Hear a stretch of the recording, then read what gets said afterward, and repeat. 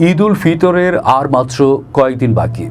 ঈদ সামনে রেখে কয়েকদিন ধরে বাস, ট্রেন ও লঞ্চ সহ নানাভাবে ঢাকা ছাড়ছে লাখ লাখ মানুষ।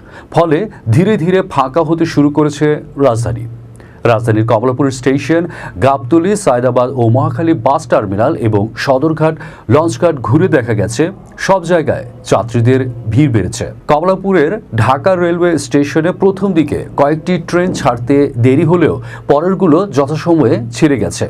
তবে বিভিন্ন গন্তব্যের বাসগুলো নির্ধারিত সময়ই ছেড়ে যাচ্ছে। এবার ঈদের আগে ও পরে ছুটি থাকায় অনেকেই বাড়ি যাচ্ছেন। ঈদের ছুটি শুরু হলে স্বাভাবিকভাবেই বাস, ট্রেন সহ সব ঘাটে যাত্রীদের চাপ বাড়বে। এজন্য অনেকে আগেভাগে পরিবারের সদস্যদের বাড়ি পাঠাচ্ছেন। শুক্রবার সাপ্তাহিক ছুটির দিনে অনেকেই ঢাকা ছেড়েছেন। শনিবারও অনেকে বাড়ি ফিরেছেন। প্রতি বছর ঈদ এলেই ঢাকা থেকে বিপুল সংখ্যক মানুষ গ্রামের বাড়িতে যায়।